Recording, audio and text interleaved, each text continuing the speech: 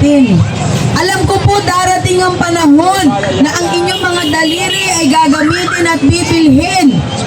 Pero dapat sa araw po na yan na kayo po ay pipili, samahan po ninyo ng puso para malaman po natin yung tunay na maglilingkod ay nandito sa ating harapan. Kami po ay narito. Sinasabi ko po ang aking mga programa sapagat ako po ang responsable sa lahat ng aming ipababa. Kaya ito naman po ay aking sinasabi at ako naman ay humaharap sa inyo bilang ako po talaga ay gusto lamang maglingkod sa taong bayan sa Maynila. Masakit po sa aking damdamin na halos sunod-sunod po ang sunog sa Maynila. Paano na po yung mga kababayan nating wala nang mabalikan na tirahan?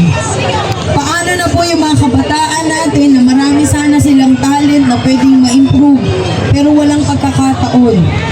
Kailangan ang katangian ng maglilingkod. Ano po sa tingin ninyo ang katangian ng isang maglilingkod? May puso.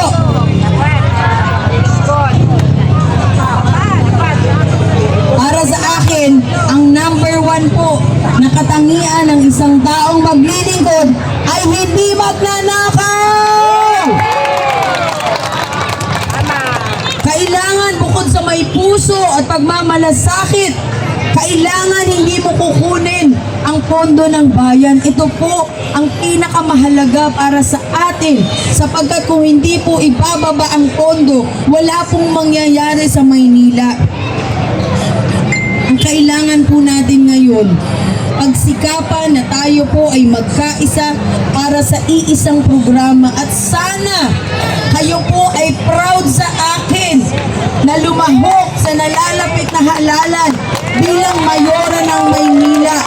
Sana po proud ang San Andres Bukid, Maynila sa isang katulad ko na taga rito at sana proud po ang buong Distrito 5 na may isang batang San Andres Bukid, Maynila na matapang na may prinsipyong lalaban